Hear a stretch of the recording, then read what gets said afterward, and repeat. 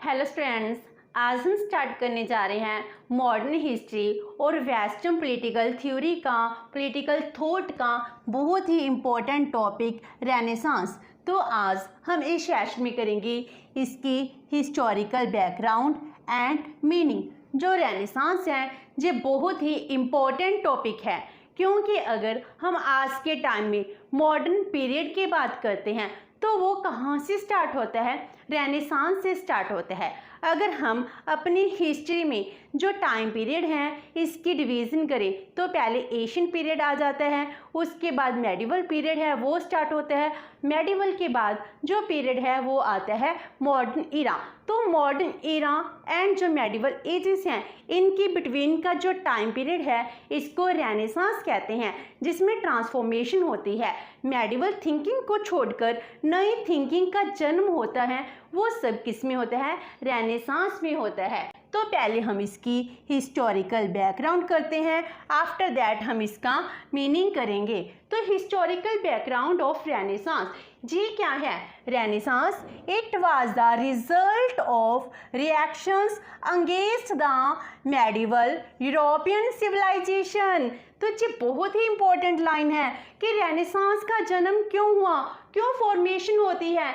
क्योंकि जो medieval time period में हमारे पास 3 टाइम पीरियड्स हैं, एशियन टाइम पीरियड, उसके बाद मेडिवल टाइम पीरियड। जो मेडिवल टाइम पीरियड है इसका टाइम पीरियड माना जाता है 5th century to 14th century तक। इस टाइम पीरियड में कोई भी डेवलपमेंट नहीं होती और ह्यूमन है सुपरस्टिशन में, रिलीजन में ही फंस कर रह जाता है। एंड जो एशियन कल्चर था यूरोप का, रोम का, इटली का, ये बहुत ही ज़्यादा डेवलप था। एरिस्टोटल है, प्लेटो है, इन्होंने बहुत ही अच्छी कंट्रीब्यूशन दी थी। तो जी क्या कहते हैं? It is the reaction against, क्योंकि मेडिवल एज में कोई भी डेवलपमेंट नहीं होती है। तो यूरोपियन सिविलाइजेशन को ग्रीक, लैटिन जो लैंग्वेज हैं इसमें बहुत ही ज़्यादा इम्पोर्टेंट कल्चर डिफाइन था, इसको रिवाइव करना था। तो ये सब रिवाइवल कहाँ होता है? रेनेसांस टाइम पीरियड में होता है। तो जो मेडिवल एज थी इस एज को कैसे डिस्क्राइब किया जाता है? इसको डार्क एजेस भी कहा जाता है, क्योंकि इस टाइम तक कुछ भी ज़्यादा डेवलपमेंट नहीं होती है, कोई भी साइंटिफिक आउटलुक है वो डेवलप नहीं होता है। जो हमारा पुराना कल्चर था, पुराना कल्चर भी बैकड्रॉप जा चुका है, उसकी भी डेवलपमेंट नहीं हुई। So medical ages is described as the dark age in the history of political thought. तो जो डार्क एज है ये कब से कब तक मानी जाती है? 5th सेंचुरी से 14th सेंचुरी तक। इस टाइम पीरियड को हम डार्क एजेस से भी कहा जाता था। जो भी हमारी डेवलपमेंट थी इस डेवलपमेंट के बैक स्टेप्स गए थे। जैसे हम कहते हैं कि जो हमारा पुराना कल्चर रिवाइव करना है, हमारी डेवलपमेंट करनी है, इसमें आगे फॉर्मुलेशन करनी है, लेकिन हम 2 स्टेप आगे जाने की बजाय हम अगर बैक स्टेप हो जाएंगे तो इसको तो हम डार्क एजेस ही कहेंगे। इसमें कुछ भी डेवलपमेंट नहीं होती है। लोग हैं सिर्फ चर्च है, चर्च की मोनोपोली है, इसको इस्टेब्लिश कर देते हैं और उसके अकॉर्डिंग ही चलते हैं। उस टाइम में अगर मॉनसून चेंज हो रहा है, वेदर चेंज हो रहा है, डे नाइट हो रहा है, नेचर में कुछ भी चेंज हो रहा है, इसको भी वो रिलीजन से ही रिलेट करते थे। इनका कोई लॉजिक नहीं लगा रहे थे। मीनिंग उन लोगों को ये लगता था अगर हम रिलीजन के अगेंस्ट जाते हैं तो ये बहुत ही बड़ा सिन है और वो ऐसा नहीं कर सकते थे, इसीलिए तो इसको डार्क एज कहा जाता है। तो जो डार्क एज से निकलने के बाद जो रेनेसांस का टाइम पीरियड आता है ये कैसे होता है? तो जो रेनेसांस है ऐसा नहीं है एकदम से आ गया। हमने कहा 14th सेंचुरी तक क्या है? ये हिस्टोरिकली मेडिवल एज है। मेडिवल से 14th to 16th सेंचुरी का टाइम पीरियड है, हम इसको रेनेसांस कहते हैं। 14th सेंचुरी में जो रेनेसांस का पीरियड आया, जो कल्चरल सोशल मूवमेंट्स हुई हैं वो मूवमेंट्स कैसी थी? वो मूवमेंट्स एकदम से नहीं होती है, इसके लिए बहुत ज़्यादा एफर्ट्स किए जाते हैं। टाइम पीरियड है बहुत ही बड़ा होता है। तो इसके लिए जो प्री रेनेसांस पीरियड के थिंकर्स हैं इनके भी बहुत ज़्यादा कंट्रीब्यूशन होती है। So renaissance it was the outcome of several past centuries. जो इन सेंचुरीज में मेडिवल एजेस में जो भी आउटकम हमारे सामने आए हैं इनका रिएक्शन रेनेसांस है। एंड इसके अलावा जो प्री रेनेसांस पीरियड के थिंकर्स हैं इनके प्रसिस्टेंट एफर्ट्स हैं जिनका रिजल्ट रेनेसांस है। इनमें से हम कुछ का नाम लेते हैं, जैसे पीटर एबलर्ड जिनका जन्म 1079 में होता है, तो ये रेनेसांस पीरियड से पहले हैं, इसीलिए हम इनको प्री रेनेसांस पीरियड थिंकर कहते हैं। रॉगर बैकन 1214 में, तो ये पीटर एबलर्ड जे कहाँ से थे, फ्रेंच के थे। रॉगर बैकन जे इंग्लैंड के थे, इसको इंग्लिश थिंकर कहा जाता है। डांटे एल्गिरी जे क्या थे, इटली के थिंकर थे। तो ये सभी यूरोप के ही थिंकर थे। तो इन थिंकर्स ने इनका time period renaissance period start होने से पहले का है। तो इन्होंने बहुत ज़्यादा कंट्रीब्यूट किया है, जिस वजह से लोगों को सुपरस्टिशंस है उससे निकालकर लॉजिकल एक्सप्लेनेशन है वो दी है। उन्होंने कहा जो भी सुपरस्टिशंस हैं इसको ख़त्म कर कर हमको साइंटिफिक आउटलुक की तरफ मूव करना चाहिए। तो इन्होंने जी कंट्रीब्यूट किया था। तो ये होगी हिस्टोरिकल बैकग्राउंड। एंड अब हम करते हैं टाइम पीरियड ऑफ रेनेसांस। जो रेनेसांस का टाइम पीरियड है वो कब स्टार्ट होता है। जो रेनेसांस है इसका टाइम पीरियड माना जाता है 14 to 16th सेंचुरी, और रफली हम इसको ये कह सकते हैं 1350 से स्टार्ट होता है और 1550 तक ये चलता है। इस तरह रेनेसांस का टाइम पीरियड है 200 ईयर्स के लिए माना जाता है। एंड जो रेनेसांस है यूरोप के डिफरेंट कंट्रीज में अलग अलग टाइम में स्प्रेड होती है। जिस सबसे पहले 14th सेंचुरी में फ्लोरेंस इटली में स्टार्ट होती है। तो फ्लोरेंस को इनिशियल होम ऑफ रेनेसांस भी कहा जाता है। जी एमसीक्यूज के लिए, शॉर्ट क्वेश्चन के लिए बहुत ही इम्पोर्टेंट क्वेश्चन है कि रेनेसांस है वो कहाँ से स्टार्ट होती है। एंड 15th सेंचुरी में ये फ्रांस में फैल जाती है, और सबसे लास्ट में जो इसका स्प्रेड है वो 16th सेंचुरी में इंग्लैंड एंड जर्मनी में होता है। इस तरह 14th, 15th and 16th century में जो रेनेसांस है वो पूरे यूरोप में स्प्रेड हो जाती है। जब रेनेसांस का टाइम पीरियड ख़त्म होता है इसके एंड के बाद क्या स्टार्ट होता है, मॉडर्न पीरियड है वो स्टार्ट हो जाता है। तो जो हम रेनेसांस कह रहे हैं, रेनेसांस का मीनिंग क्या है, तो अगर हम इसका लिटरेरी मीनिंग लें, जो एक फ्रेंच वर्ड है एंड लिटरेरी, इसका मीनिंग क्या है, रीबर्थ और रिवाइवल। मीनिंग जो कुछ भी हमने पुराना कल्चर, हमारी पुरानी ग्लोरी है, इसको लॉस्ट किया है, हम इसको रिवाइव करेंगे। इसी को ही क्या कहते हैं, रेनेसांस कहते हैं। इसमें ये कहा गया कि हम रिवाइवल करेंगे।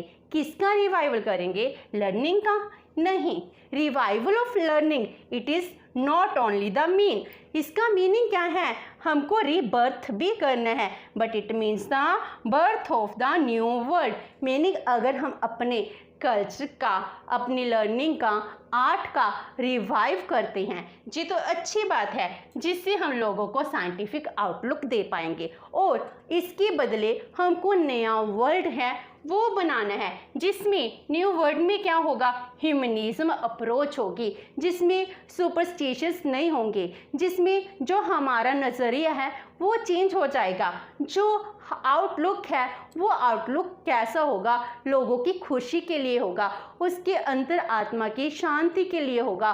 उसके लिए क्या करना होगा, हमको सुपरस्टिशंस हैं इसको ख़त्म करना होगा, रिलीजियस है, चर्च है, चर्च की मोनोपोली को ख़त्म करना होगा। तो ये बाहरली दुनिया से जो भी खुशी मिलती है इसको अटेन करना चाहते हैं, नेचर की ब्यूटी है इसको एंजॉय करना चाहते हैं।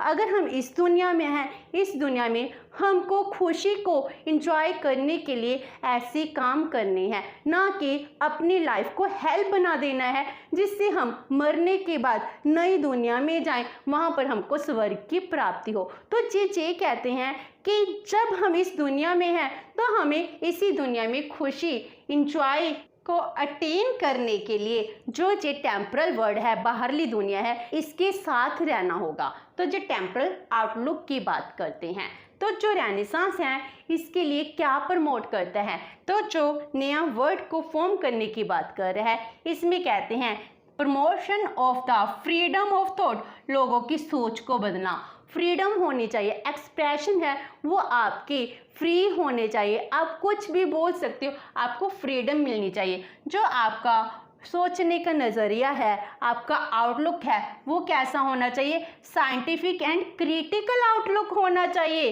प्योर आर्ट पर बेस्ड होना चाहिए, लिटरेचर के ऊपर बेस्ड होना चाहिए, क्योंकि आर्ट एंड लिटरेचर है जो हमारे व्यूज़ हैं इसको अच्छे से एक्सप्रेस करती है। तो इस तरह जी इनको बहुत ज़्यादा इम्पोर्टेंस देते हैं। तो जो रेनेसांस का टाइम पीरियड है इसके लिए कुछ ऑथर्स हैं वो कहते हैं रेनेसांस में 2 मेजर चेंजेस होती हैं, 2 नई डिस्कवरीज होती हैं। वो क्या है, discovery of the world and number 2 discovery of the man. Discovery of the world क्या है, जैसे रेनेसांस टाइम पीरियड में क्या होती है, टेरिटोरियल एक्सपेंशन होती है, इसके लिए न्यू कंट्रीज हैं वो खोजी जाती हैं, जैसे अमेरिका है, अमेरिका को डिस्कवर किया गया था।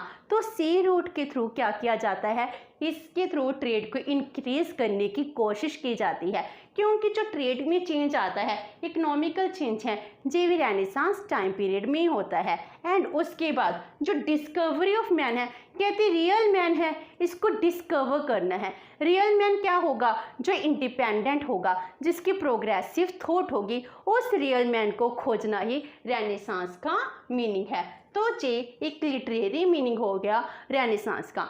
जो हमारा साइंटिफिक वेस्टर्न थॉट है इसमें रेनेसांस क्या है, व्हाट इज रेनेसांस, कहते renaissance was an intellectual liberal and cultural movement. तो रेनेसांस एक मूवमेंट है, कैसी मूवमेंट, सिर्फ जे एक मूवमेंट नहीं, जे इंटेलेक्चुअल मूवमेंट है, नंबर 2 लिबरल मूवमेंट है, थर्ड कल्चरल मूवमेंट है। जिस तरह से उस टाइम एक्सपेंशन होती है, उस टाइम जो लिटरेचर की एक्सपेंशन हुई, आर्ट की एक्सपेंशन हुई, इंटेलेक्चुअल एक्सप्रेशन, लिबर्टी, हमको चर्च की मोनोपोली से लिबर्टी चाहिए, कल्चरल मूवमेंट, हमारे पुराने कल्चर को दोबारा से रिवाइव करना है। तो ये मूवमेंट्स हैं जो पूरे यूरोप में स्प्रेड हो जाती हैं। तो रेनेसांस क्या बन जाता है, एक इंटेलेक्चुअल लिबरल कल्चरल मूवमेंट है in which new Europe was taking shape, meaning जिस वजह से पुराना यूरोप जो मेडिवल एज का यूरोप था वो चेंज होकर कहाँ पहुँच जाता है, नया यूरोप बन जाता है, जिसमें नए यूरोप ने अपनी शेप ली थी on the basis of Asian European inspiration. अब इसका जो पुराना शेप ले रहा था वो किसके ऊपर बेस था, जो एशियन यूरोपियन इंस्पिरेशन था, जो कि बहुत ही ज़्यादा ग्लोरीफाइड पीरियड था। इस पीरियड को दोबारा से वो रिवाइव करना चाहते थे, जिस वजह से अब नए यूरोप में क्या अमर्ज होता है, which emerge as a development of humanism. Human ही सबसे सुप्रीम होता है, उसकी फीलिंग्स हैं इसमें फेथ रखना चाहिए, उसकी सेंटिमेंट्स हैं उसको हमको इक्वालिटी देनी चाहिए, हर एक में उसकी डेवलपमेंट करनी चाहिए। Faith in the temporal world, जो नेचर है, टेम्पोरल बाहरली दुनिया है, इसमें उनका फेथ होता है। जे किस चीज़ को इम्पोर्टेंस देते हैं, importance of rationality over orthodoxy. ये बहुत ही इंपॉर्टेंट लाइन है, importance of rationality, logical reasoning, meaning जो कुछ भी आप सुपरस्टिशंस कह रहे हो इसका रैशनल व्यू क्या है, क्रिटिसाइज करना। तो ये क्या बन गया, रेनेसांस बन गया। जो ऑर्थोडॉक्सी पुराने विचार हैं इनको ख़त्म कर कर रैशनल व्यू को डेवलप करना ही रेनेसांस कहला रहा है, जिसमें सेपरेट होता है आर्ट का, लिटरेचर का, फिलोसफी का, spread of art literature philosophy, जिससे हम अपनी लाइफ को इंजॉय करेंगे, स्प्रिट ऑफ ह्यूमनिज्म होगी, एंड जिसमें मॉडर्न साइंस है इसको इन्वेंट किया जाएगा। तो ये हो गया रेनेसांस, जिसने पूरे वर्ल्ड की थिंकिंग है उसको चेंज कर दिया, जिसने टाइम पीरियड है उसको भी चेंज कर दिया, जिससे हम मेडिवल एज से मॉडर्न ईरा में आ जाते हैं। तो ये है रेनेसांस। जो रेनेसांस है इसमें बहुत कुछ चेंज होता है। तो सिग्निफिकेंट चेंजेस क्या होते हैं रेनेसांस पीरियड में, तो इसमें 4 पीरियड की 4 टाइप की चेंजेस हैं। पहले हैं इकोनॉमिकल चेंजेस। जैसे पहले क्या था, मेडिवल एज में फ्यूडलिज्म अपनी चरम सीमा पर था, तो डिक्लाइन ऑफ फ्यूडलिज्म खत्म हो जाता है। एंड इसके बाद अगली चीज़ है जो है कैपिटलिज्म। तो प्रिमिटिव जो स्टार्टिंग की कैपिटलिज्म था वो अमर्ज होती है ड्यूरिंग रेनेसांस। अब कैपिटलिज्म अमर्ज हो रहा है, ट्रेड इंडस्ट्री हैं वो डिवेल्प होंगे, और इसके साथ ही discovery of new trade route है वो स्टार्ट हो जाते हैं। इसके साथ ही जो कॉलोनिज्म है, इंपीरियलिज्म है, वो टाइम पीरियड भी स्टार्ट हो जाता है। Number 2, political changes.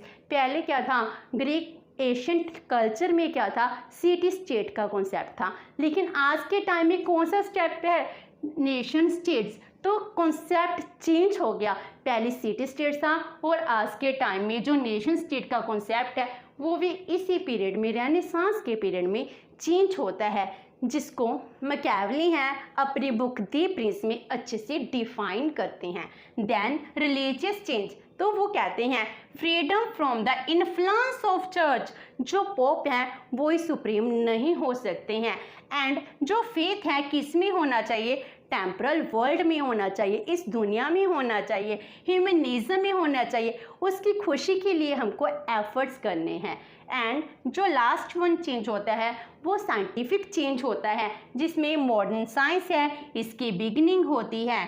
The invention of moving letters meaning press है, प्रिंटिंग प्रेस का जन्म भी रेनेसांस के पीरियड में होता है, जिसने बहुत ज़्यादा चेंजेस लाए थे, जिसको हम अपने नेक्स्ट स्टेप में करेंगे, causes of the emergence of renaissance. Then gunpowder है, इसके एमर्जेंस होती है, जी इन्वेंशन है जिससे आर्मामेंट्स हैं वो इंट्रोड्यूस होते हैं, जिससे इंपीरियलिस्ट टेंडेंसी है वो इंक्रीज़ होती है। यूरोप की कंट्रीज़ क्या करती हैं, अदर कंट्रीज़ को अपनी कॉलोनी बनाना शुरू कर देती हैं। एंड कॉम्पास है, ये इन्वेंट की जाती है जिस वजह से यूनिवर्स को समझने की कोशिश की जाती है। इस तरह मेजर चेंजेस हैं वो भी रेनेसांस के टाइम पीरियड में होते हैं।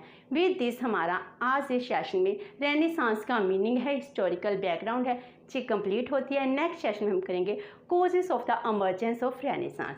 होप सो कि आपको ये सेशन अच्छा लगा होगा। अगर आपकी कोई क्वेरी है तो post it in comment box, and video अच्छी लगी तो please like and share with your friends. Thank you so much and have a nice day.